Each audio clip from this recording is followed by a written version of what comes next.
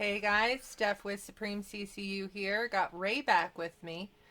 He wanted to show you guys two more magic sets that he just finished sorting and alphabetizing and conditioning.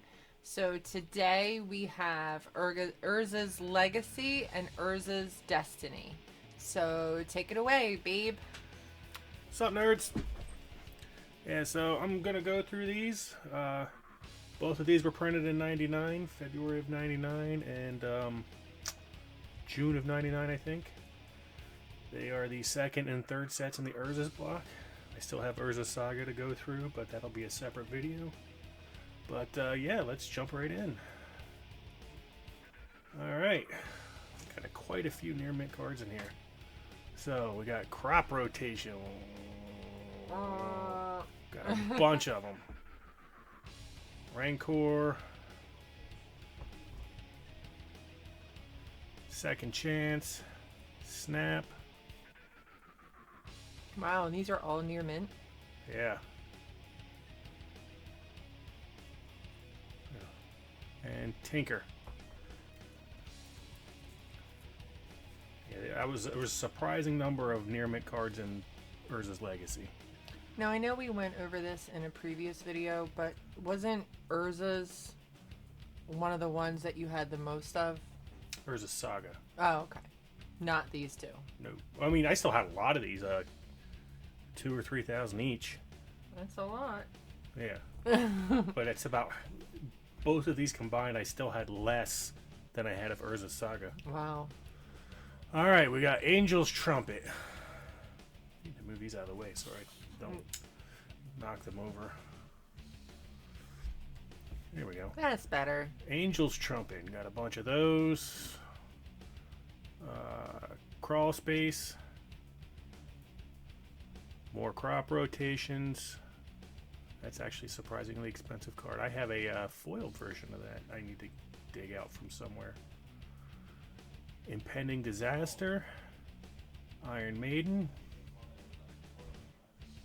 Karmic Guide. Oh, these are the lightly played, by the way. Martyr's Cause. There's more of those. Well, that's a just lot of lightly played. Keeps going.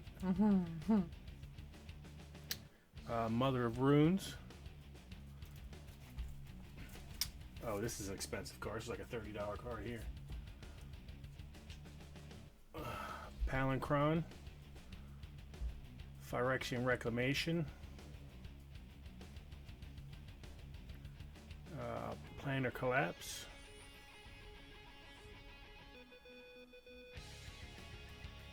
More Rancor.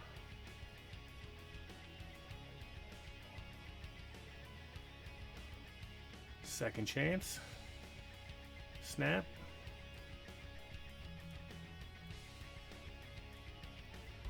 Subversion. Tinker. Wheel of Torture. And that's all the lightly played. Yep. And these are moderately played. Crawl Space. More crop rotations. Goblin Welder. Hidden Gibbons. Impending Disaster. Iron Maid. Karmic Guide. Martyr's Cause. Memory Jar. Mother of Runes.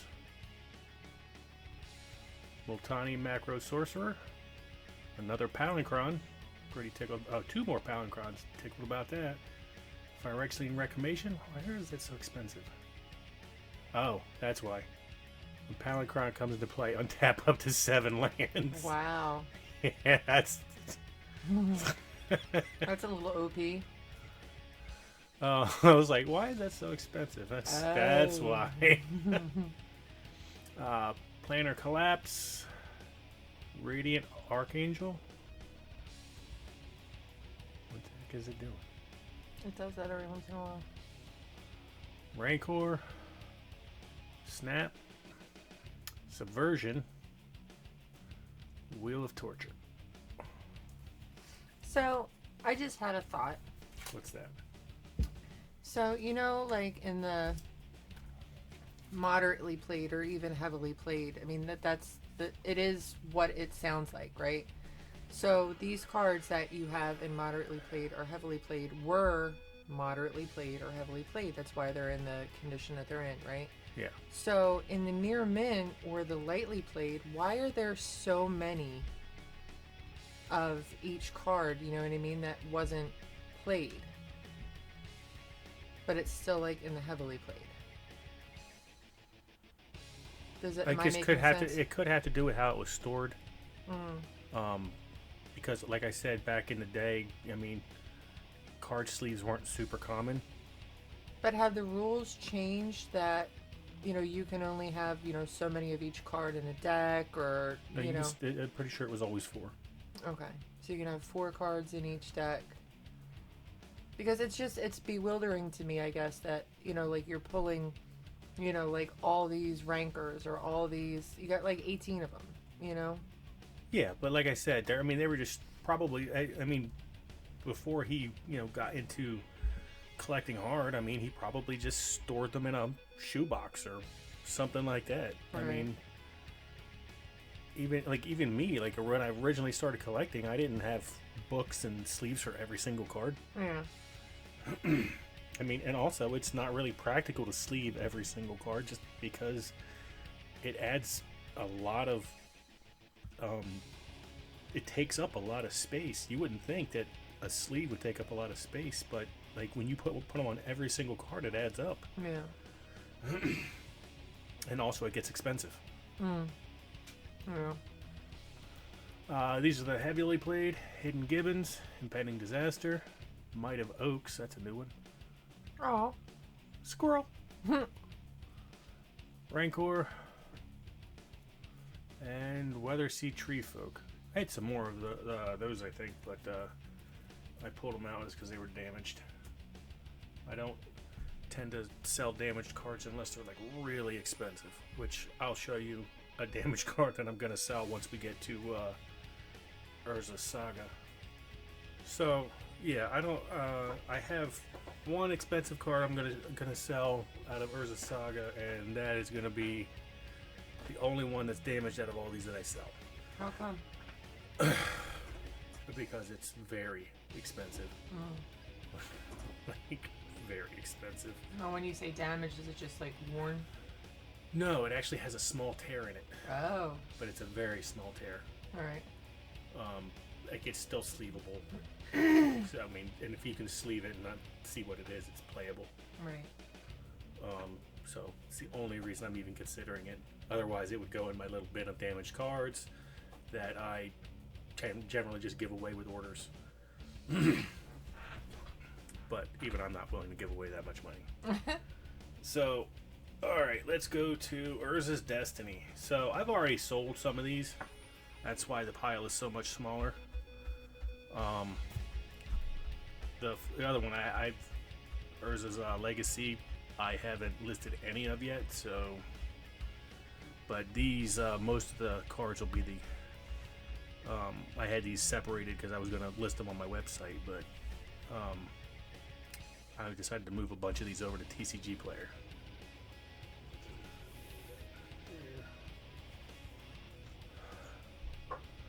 Alright, so... Urza's Destiny. We got Apprentice Necromancer, Attrition, Bubbling Muck. That sells pretty good. Until the end of turn, whenever a player taps a swamp for mana, it produces an additional black mana. Wow. Yeah. Now, are these lightly played? Yes. All my near mints are already gone. Oh, okay. Caltrops, Compost, that sells really good. Elvish Piper, Goblin Festival,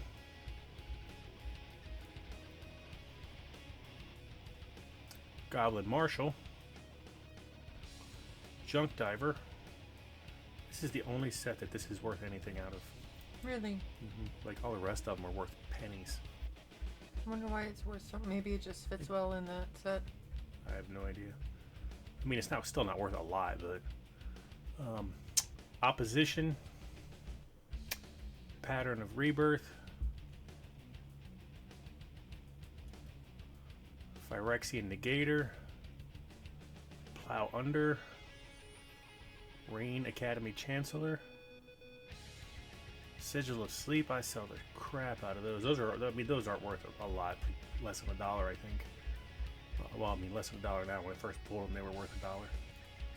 But I sell a lot of those. Storage Matrix, Temporal Adept, and Thran Dynamo. That sells a lot too. It costs 4 mana, but it adds 3 colors mana when you tap it.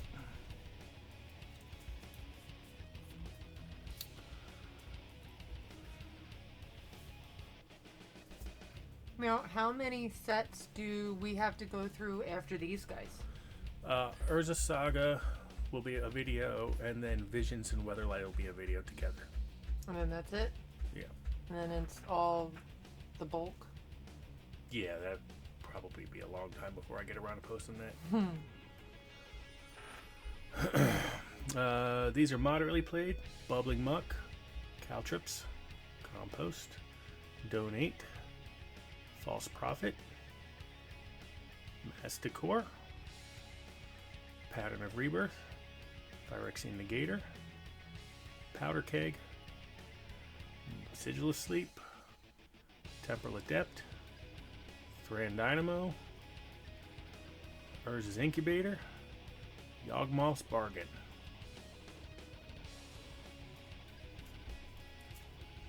Yawgmoth is apparently a very important guy. And he makes bargains. He has a strong will, too. Apprentice Necromancer. And these are heavily played? Yes. Covetous Dragon. These were the only ones I had, so they must have been pretty well played. Since they were the only 4 and they're heavily played. False Prophet. Junk Diver. Mass Decor. Opalescence. You didn't have any of those, I don't think, in the lightly played or moderately played either. Yeah, I don't think so. Each other global enchantment is a creature with power and toughness, each equal to its converted mana cost, and it's still an enchantment. So basically, it makes your other enchantments into creatures. And Thran Dynamo. And I lucked out, so I do have a little bit more. These probably won't be listed for sale because I haven't decided if I'm even going to sell them. But I have some foils. Crop Rotation. It's like $80. Wow. Yeah, and it's a common. Yeah, but you don't see very many foils in these old sets. No, these are. I think all these had foils. Foil versions anyway. Yeah, but I haven't seen them like in your collection. Oh yeah, because I don't have many. Yeah. This is literally all of them. Wow. So I got Crop Rotation, Weatherseed Elf, Rank and File, Engineered Plague, and Snap. These got out of order somehow. That's gonna bother me. And then So how come you don't want to sell these? Because they are not near mint. And I kind of feel like if you're going to buy a card that's messed up, you're not going to pay the extra money for the foil if it's not, like, if you can get if you're willing to buy, I feel like if you're willing to buy a version that's not near mint, you're just going to pay for the regular version, which is literally $60 cheaper. Yeah.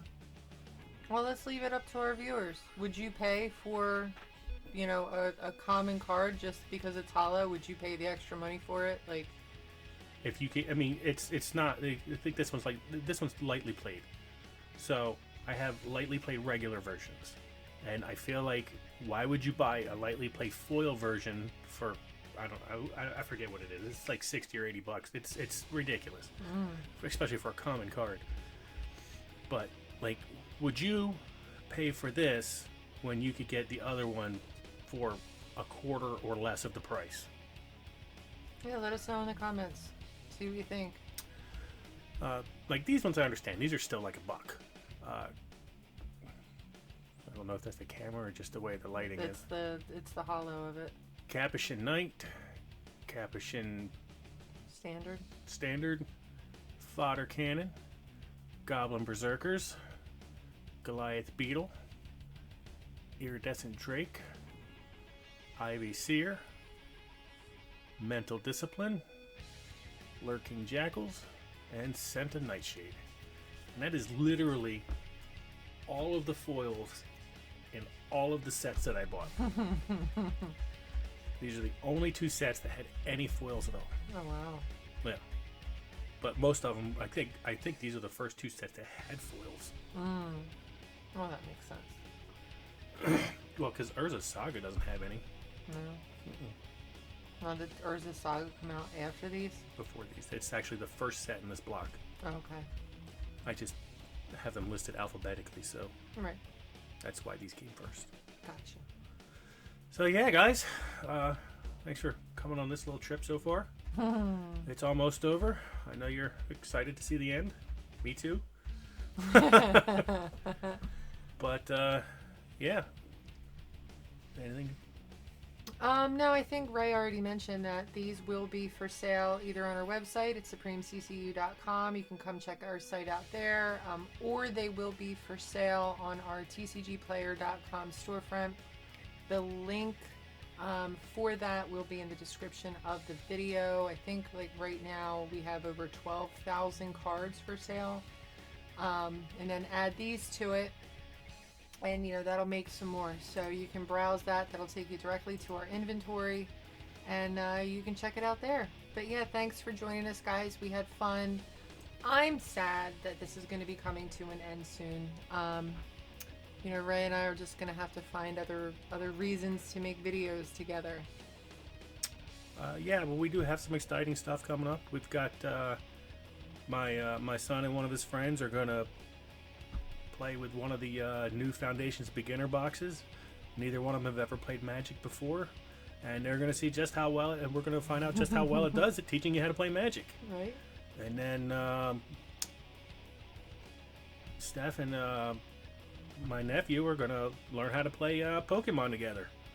So yeah, look forward to that. We're going to film that and see how exciting that gets.